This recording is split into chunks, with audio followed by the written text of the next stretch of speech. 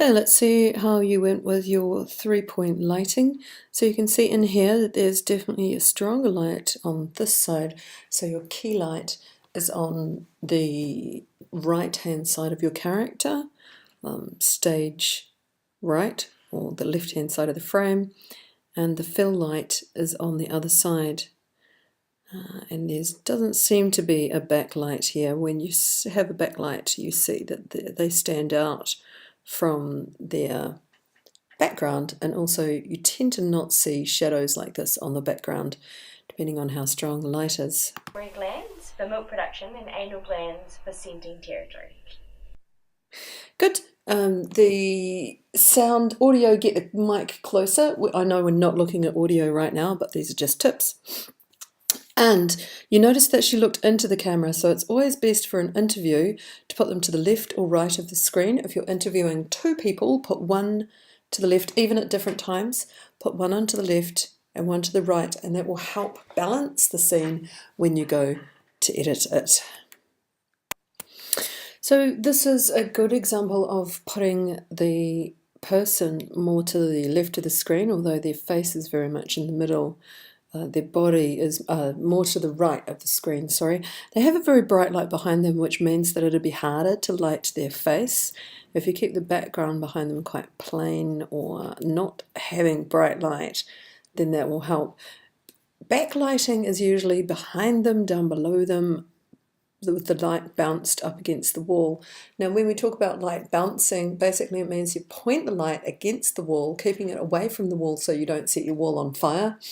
And so the light is not directly pointing towards the camera, it's pointing towards the wall, and bouncing the light basically means just a little bit of light reflecting off the wall onto what you want lit.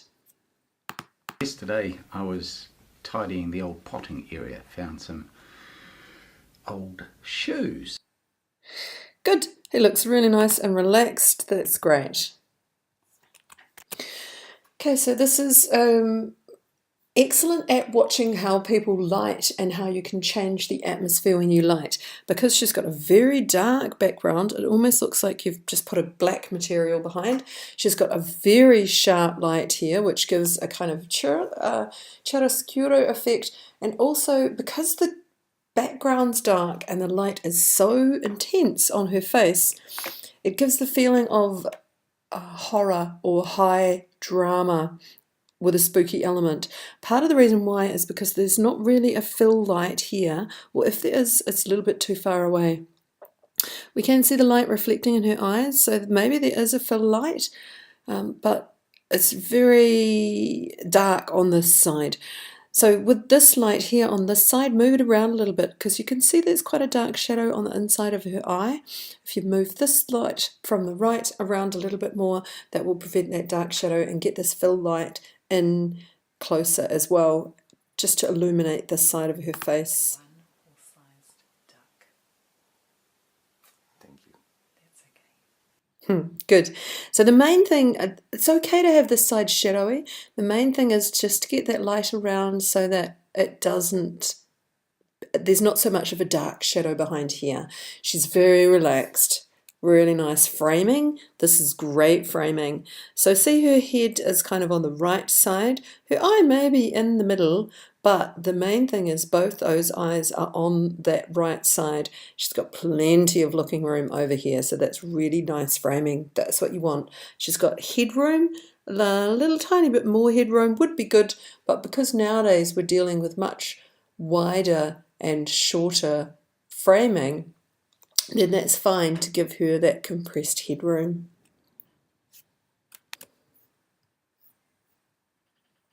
Oh, great context. It makes me uncomfortable when I listen to it because it's all like 790s, the era of drama. So if we go back to here, we can see that she has a really nice strong light on here.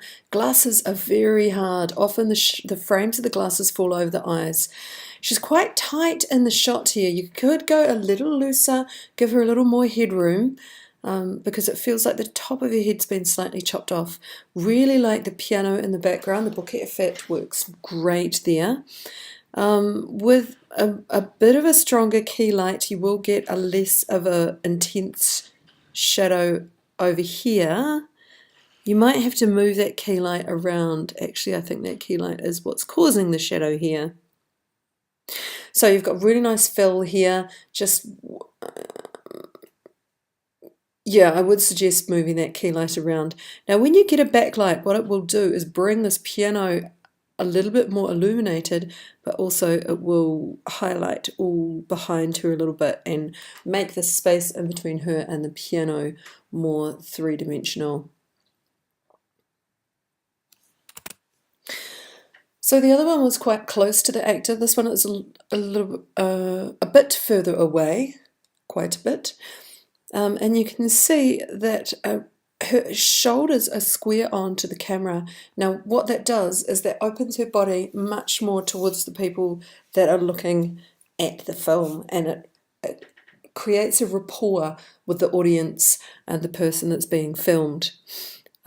So lighting wise, you can see there's a bit of a shadow here. You can definitely see it almost looks like the key light is here because it's bright, but the side of her face is more illuminated. So I would call this the fill because the shadow is on the side of her face around her nose. So get that fill light a little bit closer, and it's a little harsh. So what you can do is you can diffuse the light. It looks like it's coming from a window or something. What you can do is just hang a sheet across the window, and that will diffuse the light. You can move her closer if it makes it too dark, and then you only need to use your one light here. You can see the way that light is catching the highlights of her hair. But the definition of a key light is a key light actually lights the subject more. So this would be a fill light in here. The hardest bit in the eyes was finding out how much glue you should put into that little hole so the eye would stay there. Excellent. She's almost captivating. She is captivating on camera because what she's talking about is of incredible interest to her, and so the audience relates really well. The light is also shining in her eyes, and what that does is that draws the attention to her eyes, gets rid of all the shadowing around her eyes, and it just gives a much better image of their eyes. You know, they say the eyes are the window of the soul. So what it does is it lets us in to her inner world by illuminating her eyes. If you want your actors to look amazing, always shine the light, catch the light in their eyes. Not directly shine it in, but catch it. And you can see by those little points of light in her eyes. So just a note, please put your comments as comments, not submission text. I know quite a few people are doing it as submission text, and what that does is that makes me have to go right back out of this program and then right back into it again. It's a glitch with Blackboard, it's frustrating, just adds a lot more time at this end. So this person mentioned that they had to use desk lamps and things like that around the place. That's fine. They said there's a greenish glow. What you can do is white balance. So when you white balance, you hold a piece of white A4 paper up in front of your subject, get them to hold it up, go right into that white piece of paper, and then you use your white balance function to set your camera to that as white. And what that does is, because sometimes the white balance settings don't realise that the green cast is green and they think that that's white, and just if you use that white piece of A4 paper and set it manually, you will remove that green glow and cast, etc. So do that. Don't forget to take off automatic white balance, off manual white balance when you're filming something else. Otherwise, you can experiment. You can white balance with a piece of grey card or yellow card or orange card or green card, and then when you point it at something else, you'll notice all the hues of your colour are completely different. So that's fun to experiment with, but if you white balance, don't forget to take it off white balance, manual white balance, so that it doesn't change the cast of the colour of everything else. So there's a oh god, what's it called? Vacuum cleaner in the distance. in the background, unless he's actually specifically talking about household domestics, probably better to get rid of that. And good, nice fill light, more key. I really enjoy vacuum cleaning because after it's nice and clean and my mum doesn't have to do it most of the times. Good. So what I get what you've done is you have put the light behind him, the fill light. What you can do is you can either shine it directly on them, which gives them a little halo around here, or you can bounce it off the wall. And that has just made me realise that I think there was another person that has said you need a background light behind you. And actually, I think you did have, because the shadows weren't as harsh as they would be if your light was good. I really enjoy vacuum cleaning because after it's nice and clean and my mum doesn't have to do it most of the times. Yep, that's what I thought he said. Nicely done. What a legend. And the vacuum cleaner works really, really well in that shot. Nicely done. I would just get that key light a little bit closer because then you would get rid of these shadows. So it seems like last week has been the week of your software and computers not working. There's been quite a few students say that. So as far as Premiere goes, some students don't have H.264 as an export setting anymore. There's always a free software called Handbrake that can convert your film down to very small with quite a good high quality. So if you have any problems with exporting, export in the original source and then use Handbrake to convert it down to small, and that will help. And I notice there's quite a bit of pixelation here, so I would suggest that you do that with this as well. What a strange idea. No, I take that back, because as soon as we got into the footage, it got really clear. Very animated, really nice. Great to have her sitting here. Her shoulders are very much facing the camera. Also, what you do with interviews is you put the camera very close to where you're sitting, and I notice most people are looking at the person that is interviewing them, which is great. Really nice setting for this person with all these books, videos, DVDs. Not quite sure, they look like DVDs. She's animated, it's great to watch her. We don't keep a cat, but there is a baboon and a cheetah. Okay, so I'm not sure why you cut in the middle of that. It suddenly made it quite distracting. Both are fine. Both of where she is fine. She's got completely different clothes on. I'm not sure why you have changed the scene so much. So, given the choice, I would go with the second one. And the first one, really nice, it works well. The camera's just a little far away. Nice headroom in this. But in this one, more headroom. And she fits in the frame nicely as well. They're both good.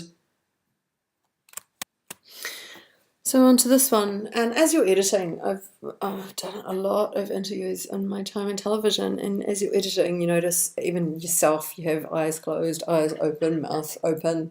You always catch yourself in the weirdest things when you stop the video.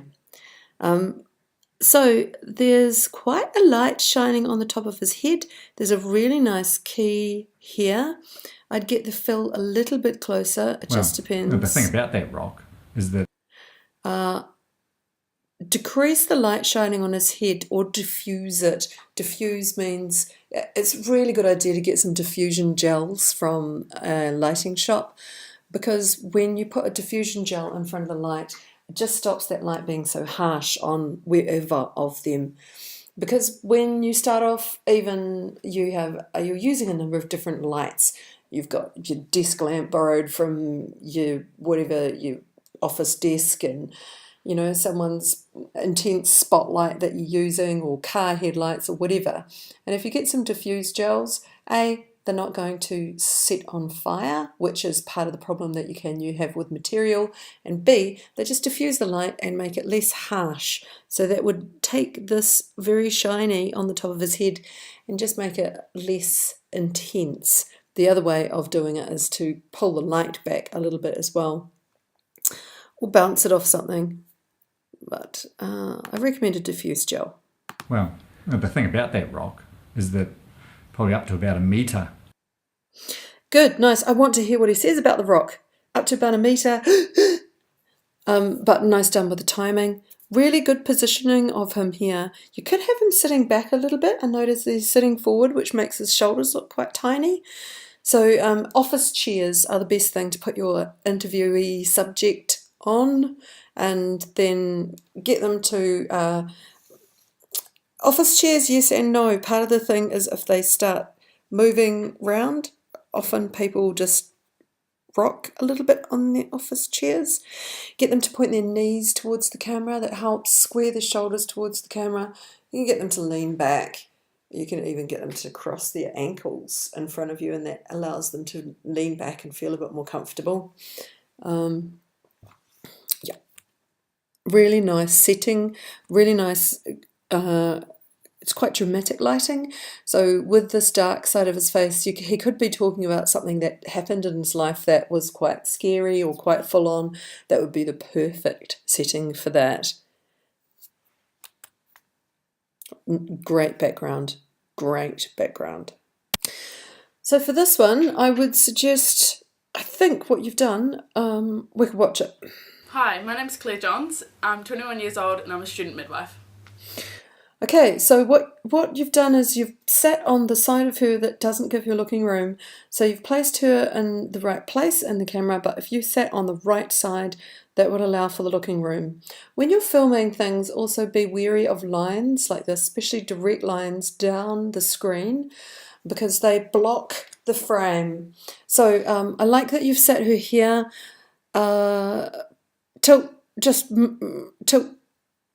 Move the camera to the left a little bit so that gives her more looking room.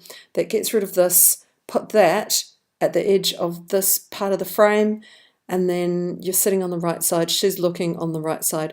Great that all your cameras are at eye height. It's excellent. It means that it gives a non-bias, even perspective of the person that you're interviewing. So very interesting t-shirt here. It adds a lot of character to this person. And the hat over the eyes gives him a very almost hidden, anonymous kind of scary feel. Yeah, g'day Invercargill. I'm a filmmaker. Good to meet you. Nice, intense. Sit on the other side. Don't have him looking down the barrel of the camera. If you sat on this right side, that would give him good looking room because he's filling up a lot of the left side of the frame. Nice clear background, really good lighting. You can see that both sides of his face are well lit. Because I actually kind of enjoy making designs as well. Good Excellent. So there's no really dark shadows here. You can see the very faint line of shadow here, which means that this fill light is shading down here. But then there's also a shadow down here, and you can see that this side of his face looks more contoured. But even this shadow in the eye has been taken away, and what that means is that this person has this key fill light at a really good angle. This key light is also at a really good angle. When we started, this guy was looking over in this direction, but now that he's looking in this direction, we can see that the interviewer has sat on a good direction. Just watch out for this little tiny line here of whatever that is shading there. I know I'm being pedantic, but your skills are up for it. And also, it looks a little bit like he's looking down. Sit on a chair that makes you at the same height as them as well. Really, really, really nice lighting. Great background. Excellent work. So different parts of this course will relate to different people, and this person has said that this is the sort of work they hope to do more of in the future. If you add in a comment like that, then I will be very attention to a lot of detail for your work, because if that's what you want to focus on, I will help you by focusing on it. So what I notice is that her looking room is great. She could be a little further over to the right, just even reduce this gap here so that the side of her shoulder touches the screen. That will move her over to the right just a little bit more, because what will happen is when you're interviewing the next person, even if you put them over to the left side of the frame, then when you're cutting from one subject to another, they will be in the same place in the screen. So if you move her over to the left and the next person over to the right, it just gives, vice versa, her over to the right, sorry, then it just gives the eye a little bit of space. So when you go from her interview to the next person's interview, your eye will be flicking from right to left, which is naturally what happens in a conversation because there's never two people sitting in the same space. They have more behaviour management issues that you have to tackle. A lot of the kids are very needy, and the ones that really need the love are the ones that act out the most. Great, so her subject matter is very interesting. She's lost in what she's thinking about, which works really, really well when you're looking at someone. She's not worried about the camera. That is excellent. She doesn't look up at anyone. So what might be happening is you might be standing behind the camera. So as soon as you've set up the camera for them, just make sure that they're not going to move, and then you sit on a chair right next to the camera so that it looks like they're looking near the camera but not down the barrel. And then they have a person to look at. What that does is that warms the person that you're talking to, or it just animates them slightly. Same with if you're recording a voiceover. When you record a voiceover, get the person that is recording the voiceover to either look at you when they're doing it or look at another person, because when they do, their voice gets warmer and it feels like they're actually talking to a real person rather than when they're reading something. And I'll just grab the nearest magazine here and read something else. Master film animator Ralph Bakshi, the creator of Wizards, Fritz the Cat and Heavy Traffic, has turned his artistic eye. So that feels like I'm not really talking to anyone. And yet, when I picture someone who's interested in what I'm reading, who's my nephew. So now I'm imagining my nephew there. Master film animator Ralph Bakshi, the creator of Wizards, Fritz the Cat and Heavy Traffic.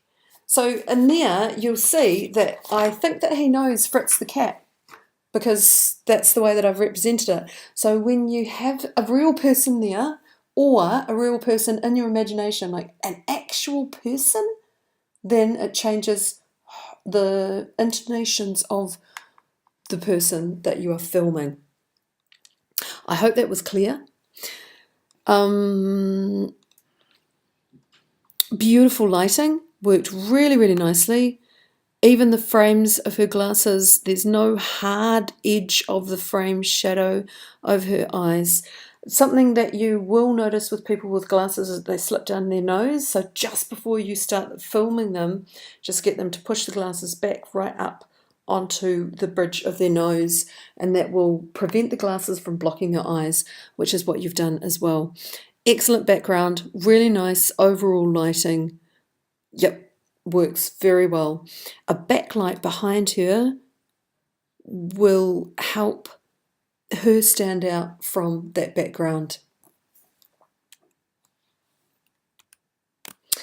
So here's a tricky thing. This is filmed in 4:3. So when I make it bigger, it will cut off the bottom of this. Have a look at the face. So now there's no face because the skull, because it's down here. So what I'll do is I'll just frame it with a little tiny bit of headroom here, which cuts off her arms a little bit, but your framing won't change. I'll go back to what it was. Now in this framing there is quite a bit of headroom, and so I would just go a bit tighter on her. So cut down the arm here, down the edge of the arm, and go along here and just give her more headroom, and that will help get her a little bit bigger in the screen. So if I go to full screen and then we can, if I enlarge it and then we can have a look at lighting. Mary had a little lamb, little lamb. Good. It was a little bit loud, so just watch those audio levels. As far as lighting goes, really nice. There's no dark shadow on her face. Yep, seems all good. So a couple of people have mentioned that they just used house lights. It's absolutely fine. Use whatever you've got going around you. You can still create really nice lighting with it. The previous person said that they used their house lamps, but they removed the lampshades because the lampshades cast a strange, they made it look weird. That's absolutely fine as well. So for this, just the backlight, put it behind the couch. For a backlight, you said that you used the window. Good on you for closing this curtain. I see kind of what you mean. You can also move your subjects. So you can move them away from the wall a little bit, and that will get rid of this black line here. Frame a little bit tighter, and that will get rid of this line down here, and the shadow on this side, and this stuff around here. And then it will look more like a cleaner frame. We have 580 cows on this farm. We milk them twice a day. Good, nice. So the light was quite sharp on his face previous, and now it's quite sharp on this side here. But the overall look on his face, there's no distinct shading. There's a little bit of shading here, but that's not too bad. He's pretty well lit. Nicely done. So here, this is really, really good framing of your subject. You can go a little bit closer to the arm just to pull him over to the left side more.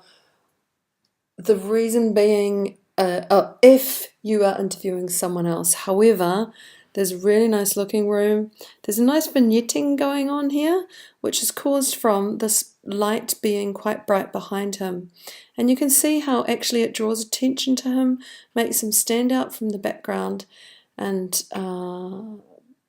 pulls the eye from these darker spots to what is being lit, and it works really well. The fill light on this side is really nicely placed. It's not so bright that it makes parts of his face too hot for the camera, and yet we still see that it works. The key light could be moved around a little bit because there's a dark shadow here and here. And you can see that the key light is almost parallel to the face here. If we move it around, that will just get a little bit of light into those shadows. Once you set the fill light up, the key light up, then you move the fill light around, get it closer and further away, and just move it around so that you can get it in exactly the right place. This looks very professional, even by the way that you use that backlight and this fill and the key light here. Снимать видео, можно сказать, это сейчас одно из. Great, really interesting having him talk in a different language. You can see the light hits his eyes really nicely as well. So I just focus on getting rid of that shadow. Two more. This one is a very dramatic sense of lighting. You saw the other one was quite flat lighting, which is more of a traditional style, but when you're getting into documentary interviews and things like that, then you really can create atmosphere with the lights. I would just move the light very slightly so that that frame doesn't go across her eyes. Apart from that, everything is looking fantastic. Cauliflower is 92% water.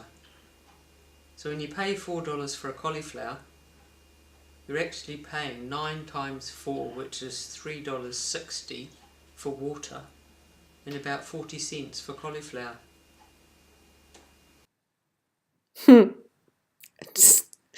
Great subject matter. And she said it so deadpan. It was excellent. And what really I found quite fascinating was the way it was lit made me want to listen to what she had to say.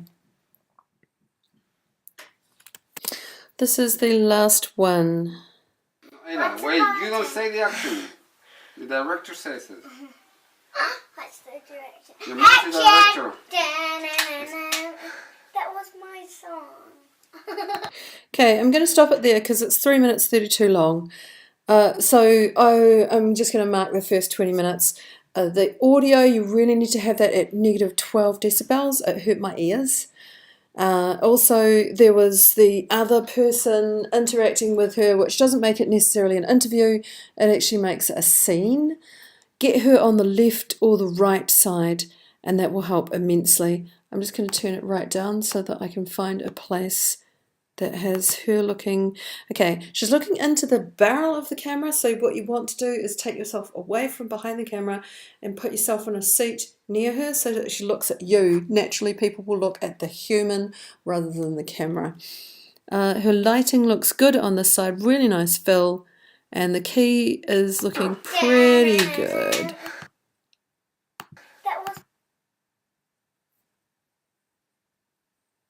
Yeah, so the key works nicely as well. Really good to see how many of you have gone above and beyond the call of duty, really trying hard to get that footage as professional as possible. That is going to take you miles into the future with your film careers.